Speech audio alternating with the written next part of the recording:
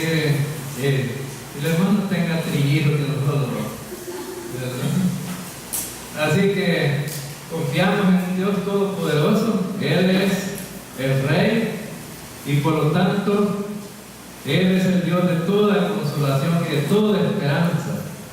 Así que las pruebas a veces vienen con el propósito de que afirmemos más nuestra fe y confiemos en ese Dios todopoderoso, ¿verdad? Estamos en el Evangelio de Juan y estamos en el capítulo 15 y versículo 18 en adelante. Evangelio de Juan, capítulo 15, versículo 18 en adelante. Y dice el versículo 18: si el mundo os aborrece, sabed que a mí me ha aborrecido antes que a vosotros. Entonces vemos que después que Jesús está con sus discípulos y está dando algunas instrucciones, y por último Él dice: les voy a dejar un mandamiento, y ese mandamiento es que se amen unos con los otros como creyentes. Saben que la unidad de la iglesia es importante, y la única manera de mantener la iglesia unida es a través del amor, a través de amarnos unos con los otros. Y Jesús está dando ese principio importante para ellos, porque sabe que vendrán tiempos difíciles, y esos tiempos difíciles tienen que ver con algunas cosas que los gobiernos o el mundo hará en contra de los creyentes. Hoy por hoy hay muchas persecuciones, y aquí quizás en Latinoamérica no las vemos, porque la Latinoamérica es muy religiosa, y de alguna manera el cristianismo se ha expandido en diferentes direcciones con diferentes doctrinas, pero hay cristianismo, porque aún así los llamados católicos se llaman cristianos, ¿verdad? Y los pentecostales se llaman cristianos, y quizás de otras líneas moderadas se llaman cristianos. Es decir, en Latinoamérica no hay mucho problema en cuanto a las persecuciones, aunque hay quizás divisiones religiosas. Las iglesias o las denominaciones no se llevan unas con las otras, porque los criterios doctrinales tomados de la Escritura son interpretados de una manera diferente.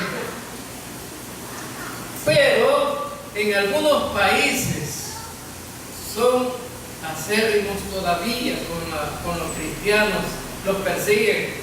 No se puede hablar públicamente acerca de Cristo porque es buscar la muerte. Algunos misioneros tienen que arriesgarse, entrar en algunos países y predicar el Evangelio en una forma encubierta. Entran como turistas y van a predicar el Evangelio en lugares secretos. Los rusos ya están dando cierta apertura, pero más sin embargo todavía no hay una libertad, y hay gente misionera que está predicando en Rusia, pero no libremente. Algunas áreas de la China, ¿verdad? Todavía no se puede hablar abiertamente. Es decir, hay lugares donde se sufre la persecución, los creyentes están sufriendo. Y Jesús dijo una palabra aquí en este versículo 18, que el mundo nos va a aborrecer. Así está diciendo este versículo, ¿verdad? El mundo, si el mundo os aborrece, sabed que a mí me ha aborrecido antes. ¿Quién es el primero que ha sido aborrecido? Jesucristo. Conocemos la historia de Cristo, y algunos la conocemos solamente a través de la Navidad, ¿verdad? En diciembre se habla mucho de Cristo, ¿verdad? Del nacimiento de Cristo. Pero el nacimiento de Cristo no ha sido todo. Pero desde el nacimiento de Jesucristo empezó el sufrimiento. ¿Saben que Jesucristo es el Rey de Reyes? Amén, hermanos. Es el Rey de Reyes. Pero fíjense que no nació en un palacio. Nació en un corral de cabras. Es decir, en un redil. Y su cama no fue una cama de las que tenemos ahora, ¿verdad?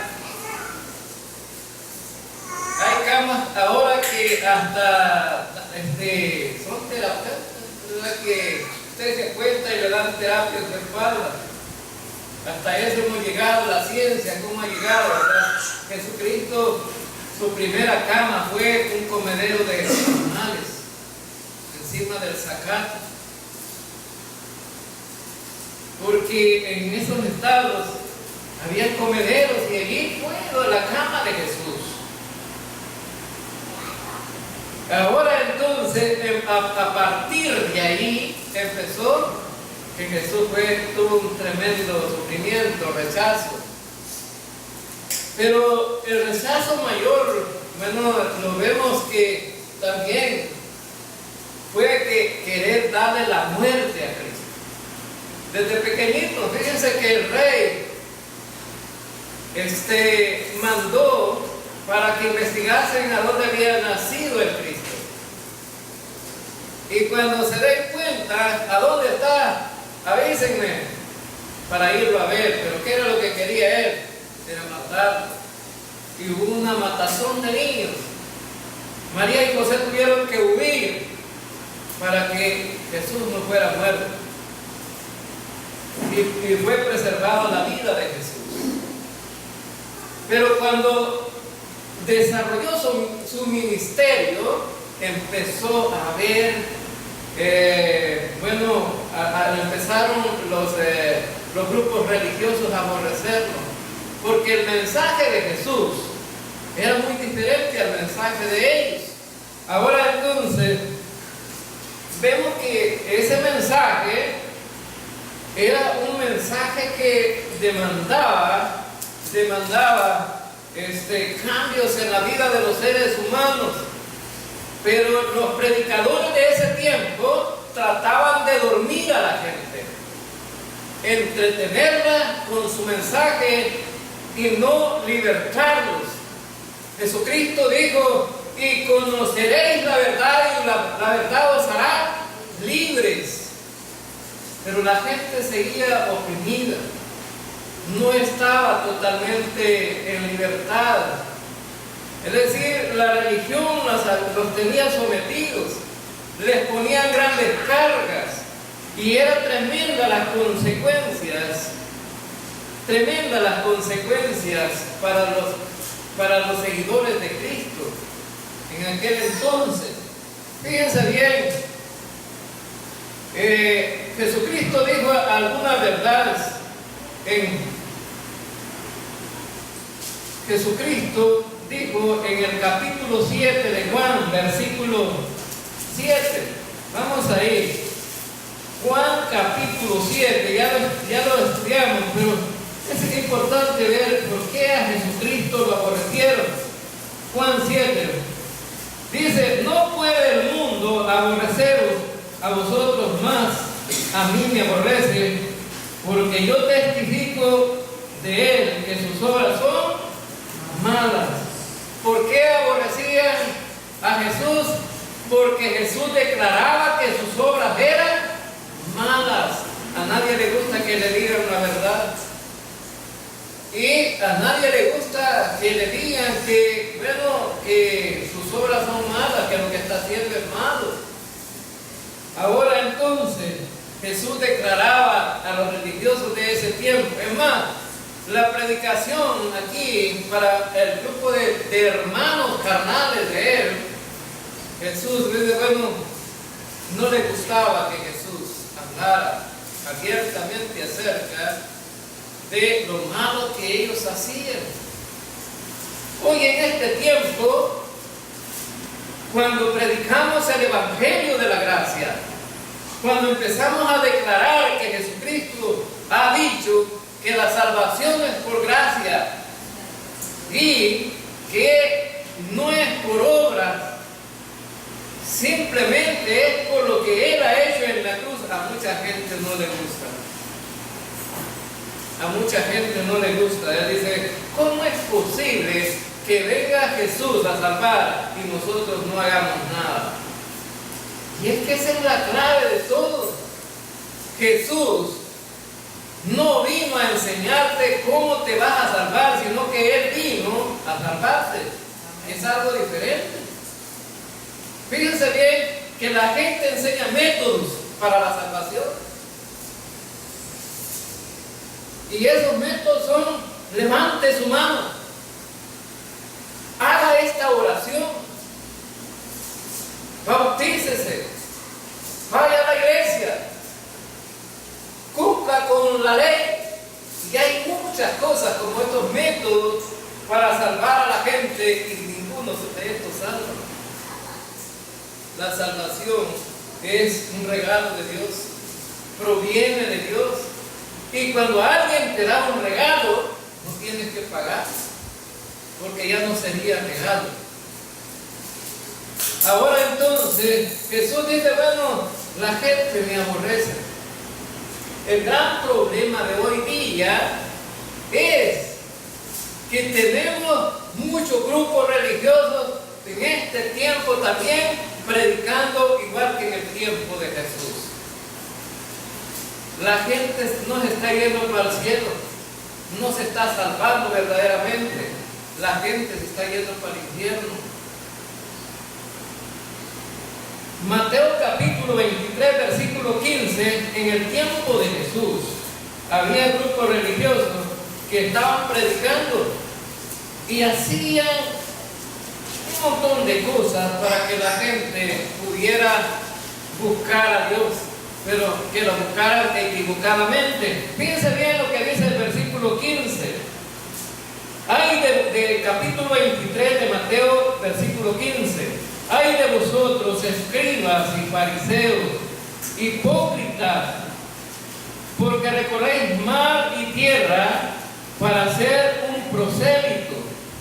Y una vez hecho, le hacéis 2 veces más hijo del infierno que vosotros. ¿No es cierto, hermanos, que ahora es cuando más se predica? Los grupos religiosos andan por todos los pueblos predicando. Los países están siendo bombardeados con las predicaciones. El problema es qué tipo de predicación. Fíjense que en el tiempo de Jesús los fariseos eran quienes instruían a la gente. Y dice que recorrían mar y tierra, andaban por todos lados, llamando a la gente para que fueran y se congregaran. Pero ¿qué dice este versículo que hacían ellos? Bueno, para ser un prosélito. Y un prosélito es hacer un seguidor de alguien. Es decir, ellos buscaban gente que les siguiera. Pero ese no es tanto el problema. El problema es cuál era el mensaje que le daban a la gente. La otra vez me decía un religioso, me decía, mire, ando predicando, no sé si me puede dar unos minutos para que le predique. Vamos a ver cuál es el mensaje que trae. Bueno, el Evangelio, qué bueno, dije yo, ¿verdad? Que anda predicando el Evangelio. ¿Y cuál es el Evangelio? El Evangelio es que andamos predicando la palabra de Dios. Ah, ¿de veras que ese es el Evangelio? Sí, me dice, andamos predicando la palabra. ¿Y cuál es el mensaje real de esa predicación que andan dando ustedes? Bueno, me dice que Dios verdaderamente, me dice, existe, que es real. Sí, todo el mundo lo sabe. ¿Existe Dios? Sí. Pero todo el mundo lo sabe. ¿Cuál era el mensaje principal? El evangelio que me estaba predicando, ninguno. Pero empezamos a hablar de la palabra evangelio. Y la primera pregunta que le dice el evangelio, ¿para qué sirve? Bueno, me dice, el evangelio sirve para que la gente se dé cuenta que hay un Dios. Casi el mismo mensaje, ¿verdad? No, el evangelio sirve para que la gente se dé cuenta que hay salvación y que la única salvación es en Cristo Jesús. Amén. ¿Sí? Ahora entonces, y me decían, sí, por eso nosotros andamos predicando para salvarnos. ¿A dónde se encuentra ese versículo? Que dice que debemos de predicar para salvarnos. ¿A dónde está en la Biblia? No hay ningún versículo que apoye esto. No hay un versículo que diga, si tú vas a predicar el evangelio, vas a ser salvo. No hay ningún versículo. No me dice, pero está Mateo 28, 19 y 20, por tanto ir a ser discípulos.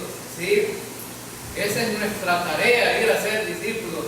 Pero dice ese versículo que uno se salva por ir a predicar. No me dice. Entonces, estos son los mensajes que no están claros.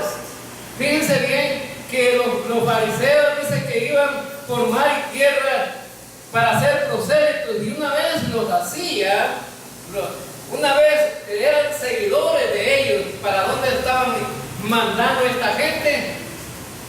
Y cómo, fíjense bien que Jesús les dice 2 veces más hijos del infierno. Es decir, ya estaban condenados. La gente desde que nace es pecadora y está condenada. Necesita confiar en Cristo para salvarse. Pero ellos, en lugar de rescatarlos a través del evangelio, los hacían 2 veces hijos del infierno, porque ya eran hijos del infierno, y con sus enseñanzas no les aclaraba cómo ser hijos de Dios. Seguían siendo hijos del infierno. Ahora entonces, y ese es el problema, por eso el mensaje de Jesús no encajaba con los religiosos de aquel tiempo. Y dice en este versículo 18 del Evangelio de Juan, el mundo os aborrece, saber que a mí me ha aborrecido antes que a vosotros. Versículo 19. Y si fuerais del mundo, el mundo amaría lo suyo. Pero porque no soy del mundo, antes yo os elegí del mundo, por eso el mundo os aborrece. Otra verdad importante, fundamental aquí. ¿Por qué es que los creyentes vamos a ser aborrecidos? Le tengo esta mala noticia, hermano. Nunca un verdadero creyente va a tener un buen acogimiento en el mundo, a menos que practique las cosas del mundo. Pero el que practica las cosas del mundo, dice la primera carta de Juan, es enemigo de Dios. Miren, ahora entonces es un desafío tremendo para los discípulos de en aquel momento. Ellos tenían que darse cuenta que había que sufrir, pero que ese sufrimiento también llevaba a la fidelidad a su seguidor. Y fíjense, dice, si fueran del mundo, el mundo nos amaría. No, hermanos, fíjense bien, si nosotros como creyentes, después de salir de la iglesia, nos vamos y practicamos lo que el mundo practica, el mundo estaría chévere con nosotros. Vienen los hermanos ya de la iglesia, ¿verdad? Ya va a empezar el baile, hermano. Ya va a empezar el baile, ¿verdad? Ya, y las botellas las tienen por ahí. Mire, hoy tenemos de la mejor marca. Vamos a disfrutar, ¿verdad? Y ahora, bueno, y empiezan todo, ¿verdad? No, si la vida fuera así, la gente estuviera de acuerdo con nosotros. Fíjense, Jesús dice que fue aborrecido porque les declaraban las obras que eran malas. Cuando uno va y va a predicar el Evangelio y empieza a confrontar a la gente con el pecado, la gente se molesta con uno. La gente no quiere reconocer que es pecador y que lo que practica no está de acuerdo Dios con él. Yo recuerdo que fui a predicar a Ciudad Valles en una ocasión y me dice un hermano de la iglesia, me dice: hermano, ve que tenemos aquí un dilema. Me dice que queremos que usted haga llamamiento a la hora de finalizar la predicación, porque ahora tenemos al dueño de la cantina aquí adentro del culto, me dice. Pues mire, pero si este dueño de la cantina se convierte, ¿qué van a hacer ustedes? No, me dicen, nosotros no vamos a hacer nada, él es que tiene que hacer, dejar la cantina. Bueno, le digo, pero para que dejen esa cantina no va a estar tan fácil. Solamente el poder de Dios y la convicción de ser un creyente genuino lo van a hacer que dejen esa cantina. Y resulta que los hermanitos, bueno, y prediqué el Evangelio y hice llamamiento y saben, y el hermano dueño de la cantina se pone de pie y dice que quiere aceptar a Cristo. Y lo llamo enfrente y le pregunto: ¿está claro que por qué se salva usted? Sí, porque he creído en Jesucristo. Y empiezo a hacerle ciertas preguntas. Y se tendría que ir usted ahora para el cielo. Y el Señor le dice: ¿por qué te debo dejar entrar? ¿Por qué? ¿Cuál fue la respuesta suya? ¿Por qué confiaba en su hijo? Bueno, y aquí está muy claro. Y todo el mundo contento allá, ¿verdad? En la congregación. El cantinero del pueblo se había convertido. Ya dijeron los menos borrachos. Pero no saben ustedes que la cantina es uno de los negocios que más dinero da. Porque esas, miren, venden hasta por coras. Coras de agua cándida, como olor a alcohol, nada más. Pero como le hago bolitas con solo el olor se embola, ahí van, contentos con la cola. Pero el problema fue que, como al mes volví a ir a predicar, me llamaron de que fuera a predicar otra vez, y le pregunto: ¿y el hermano de la cantina? No, hombre, si no volvió a venir porque le dijimos que tenía que dejar la cantina.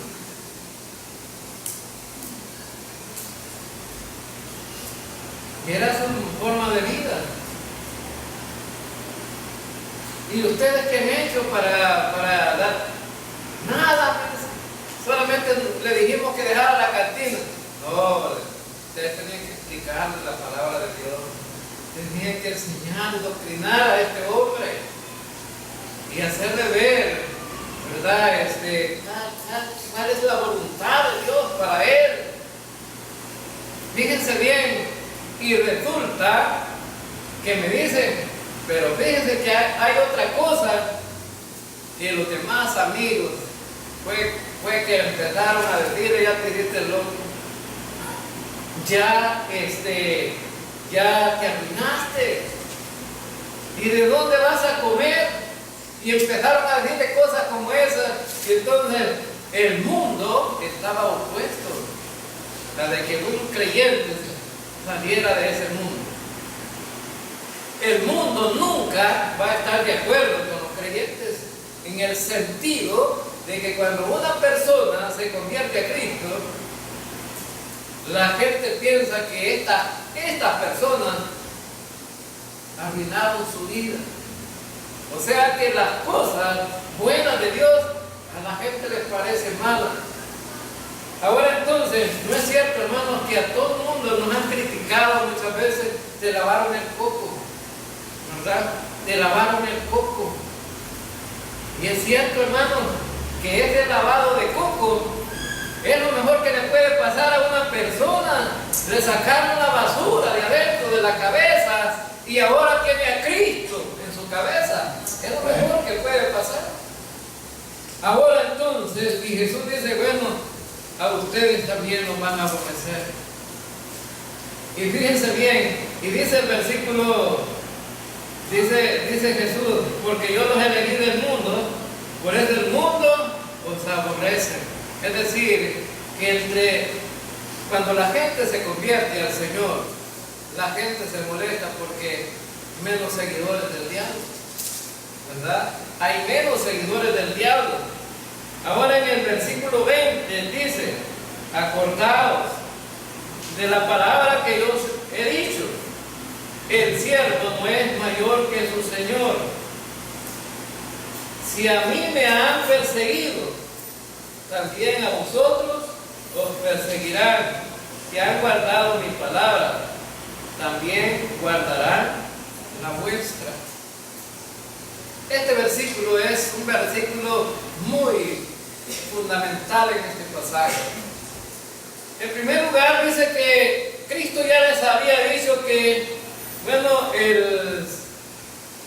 les había dicho, el siervo no es mayor que su Señor. Es decir, si a mí me aborrecieron, dice Jesús, ustedes que son también siervos, los van a aborrecer. Ustedes que son mis seguidores, los van a aborrecer.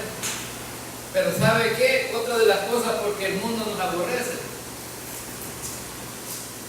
Porque este versículo 20, en la parte final, dice, si han guardado mi palabra, también guardarán la vuestra. Bueno, la gente no está de acuerdo con los evangelistas que van predicando el evangelio. Ahora entonces, ¿por qué? Porque la gente, de toda la gente del mundo, hay muchos que sí ponen atención y creen en el evangelio. Hay muchos que reciben ese mensaje de salvación. Bueno, dice Jesús, si a mí me creyeron, a ustedes les creerán también. Ahora entonces, hermanos, y por eso el mundo nos aborrece. Me decía un joven en cierta ocasión, fíjense, me dice que me fui de la casa. ¿Y por qué te fuiste de la casa? ¿Te portaste mal o qué?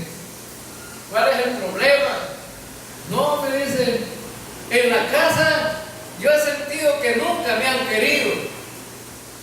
Y resulta que un día pensé, a lo mejor si me hago cristiano, aquí en mi casa me quieren.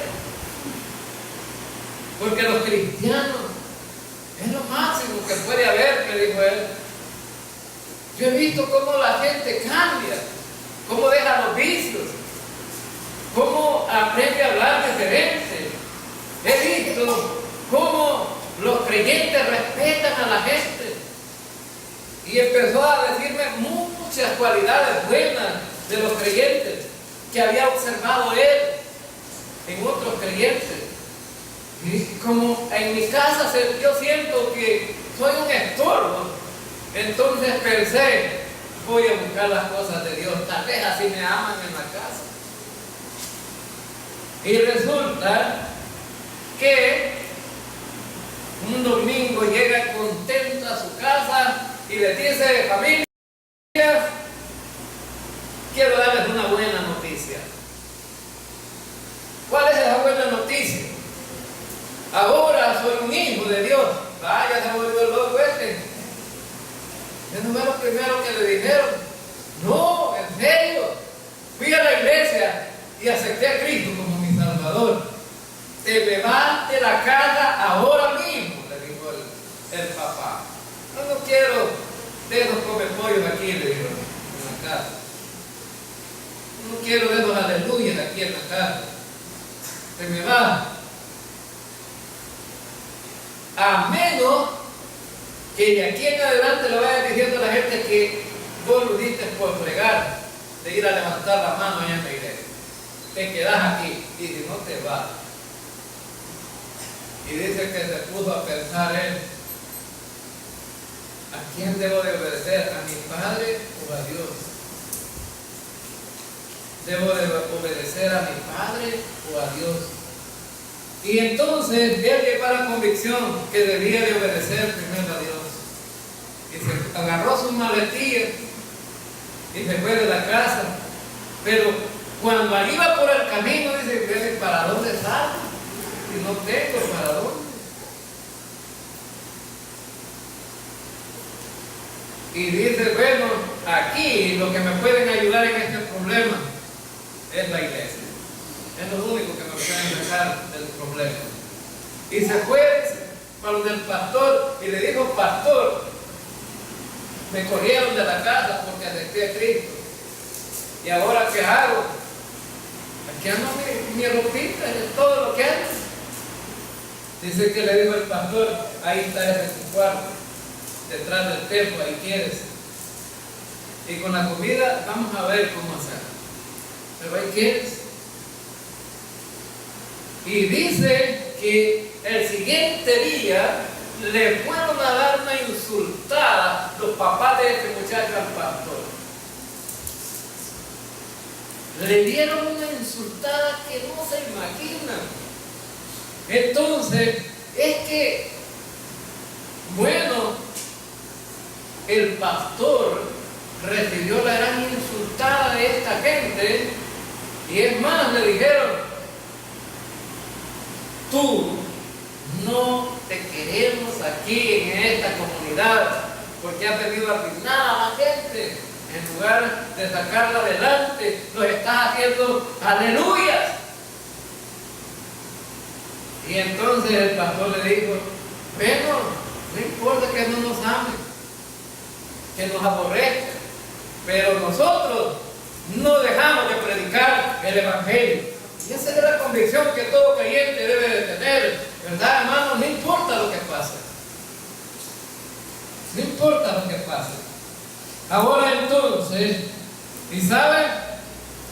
Ahora, en este tiempo, no hay mucho sufrimiento aquí, por lo que se espera sufrir. Aquí, por lo menos en Chapetique, yo no veo que hay mucho sufrimiento.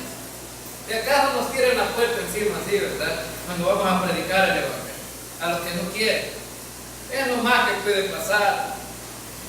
O si no, tener una discusión religiosa, ¿verdad? Te dicen, no, yo no estoy de acuerdo con usted. Pero ¿saben qué? Hay gente que sí sufrió por el Evangelio. Los primeros creyentes en los pueblos fueron los que más sufrieron.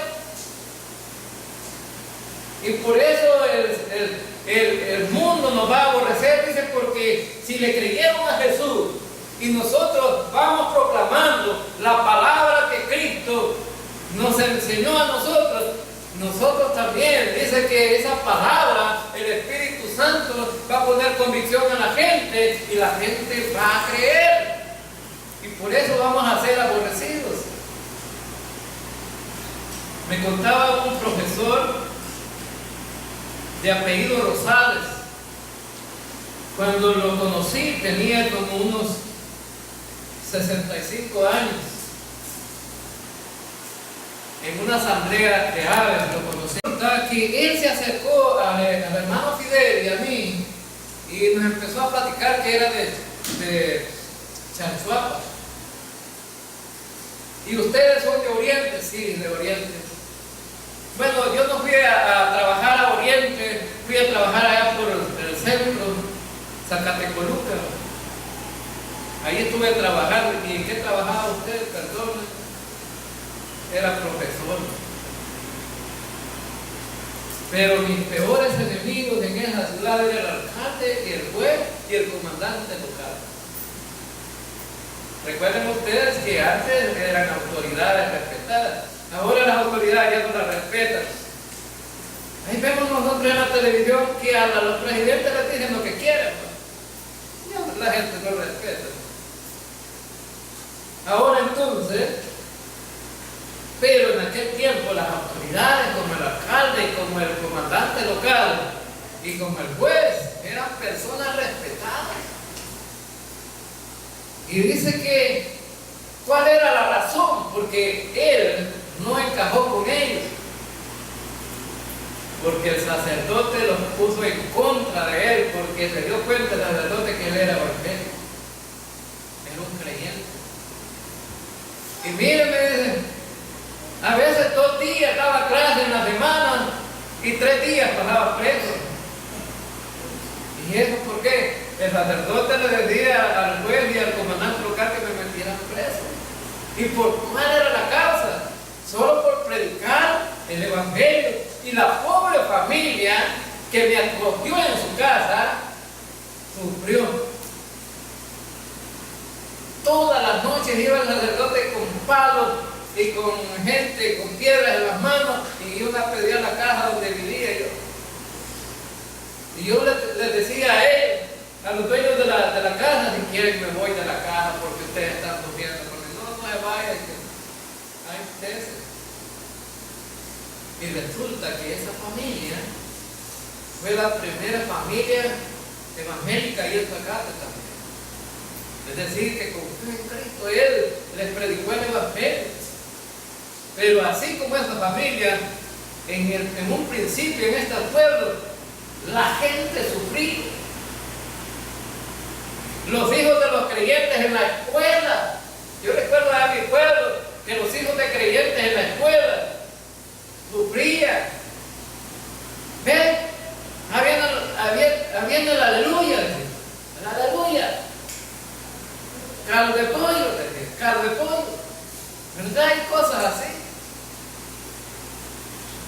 Y va, pues entonces, vemos, pero la razón es que los creyentes, mire, si usted no quiere sufrir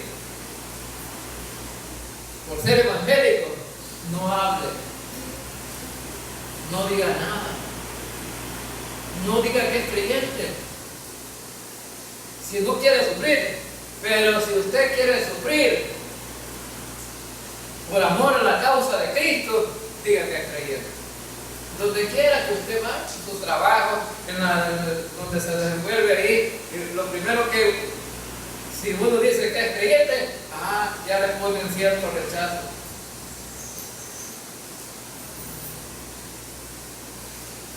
Cierto rechazo. La gente como que tiene alergia a los creyentes. No voy a hacer mucha amistad con eso porque ya me va a hablar. Bueno, aquí en donde yo trabajo, hubo alguien que me dijo, cuando se le dé oportunidad de hablar a ustedes, no vaya a predicar. Y ni siquiera la directora. La directora me ha dado toda la libertad de que pueda hablar. Pero y siempre tratan de guardar cierta distancia. Porque usted es pastor, y los pastores ya aburren con tanto que hablan. Y a veces no tienen valor de hablar en público, ¿verdad? Y como uno tiene valor de hablar ahí, a veces lo delegan uno y le diga tal cosa ahí, ¿verdad? Pero no vaya a predicar. Ahora entonces, y hasta los minutos, unos 2 minutos, 3 minutos, porque como los pastores no estamos acostumbrados a hablar horas en frente de la gente. Ahora entonces, siempre va a haber una alergia en contra de los creyentes. Entonces, Jesucristo estaba claro y Él le dice, ¿verdad? Y Él le dice, mas todo esto harán por causa de mi nombre, porque no conocen al que me ha enviado. Bueno, Jesucristo dice, esta es la razón. Ellos me rechazan a mí porque no conocen quién me ha enviado.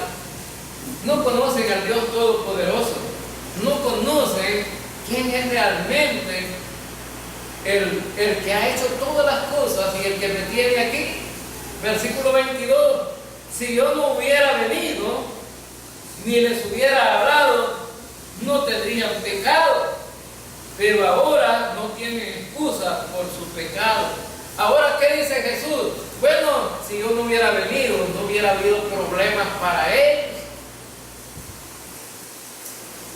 porque no hubiera predicado el Evangelio, pero ahora todo el mundo es culpable, porque ya escucharon el mensaje. Fíjense bien, la tarea de un evangelista o de un predicador es ir y presentar el Evangelio, de ir para allá, no es responsable. La gente que escuchó el mensaje es la responsable porque ya es culpable. No se puede pasar por ignorancia porque ya se les dio el mensaje. Y por eso Jesús dice, bueno, si no hubiera venido y no les hubiera hablado, no serían culpables. Versículo 23, el que me aborrece a mí, también aborrece, dice el versículo 23, el que me aborrece a mí, también a mi Padre aborrece. Es decir, hermanos, no nos preocupemos porque la gente habla o diga lo que quiere. En primer lugar, Cristo dice, no hombre, si la gente está en contra de mí, y el que está en contra de mí está en contra de mi Padre, pero la gente se alaba diciendo, no, si somos hijos de Dios, ¿verdad? Todos creemos en Dios. La gente se alaba diciendo eso. Pero no, ahora hay culpabilidad en los seres humanos cuando el mensaje ya fue dado. Y no ignoran, no hay excusa. Y dice el versículo 24, si yo no hubiese hecho entre ellos obras que ningún otro ha hecho, no tendrían pecado, pero ahora han visto y han aborrecido a mí y a mi Padre. Es decir, otra cosa, dice Jesús, son culpables, porque no solamente les prediqué, sino que también hice milagros entre ellos, y por esos milagros, esas obras, son culpables. O sea que nadie tiene excusa ya de decir, a mí nadie me dijo nada, ni predicó nada, por eso no soy culpable, y por eso creo que merezco la salvación. Y fíjense bien que en este mundo todos somos culpables delante de Dios, pero si hemos confiado en Cristo, la cosa se hace diferente, ¿verdad? Ahora entonces, versículo 25, pero esto es para que se cumpla la palabra que está escrita en su ley, sin causa me aborrecieron. Hermanos, no hay ninguna causa por que se haya aborrecido a Cristo. Cuando le acusaban y bueno, decían que era culpable Cristo, no había ninguna causa. Es más, los gobernantes dijeron que este no es culpable. Ahora entonces, sin causa me aborrecieron, pero cuando venga el Consolador, a quien yo os enviaré del Padre, el Espíritu de verdad, el cual procede de mi Padre, Él dará testimonio acerca de mí, y vosotros daréis testimonio también, porque habéis estado conmigo desde el principio. Voy a terminar en lo siguiente. Ahora los creyentes tenemos el poder dentro de nosotros para testificar. Amén, hermanos. Dice la palabra, recibiréis poder cuando venga el Espíritu Santo sobre vosotros. Y por eso no podemos estar callados ni mudos ante la proclamación del Evangelio. Ahora dice, bueno, el Espíritu Santo dará testimonio de mí, dice la palabra, pero ustedes también darán testimonio de mí.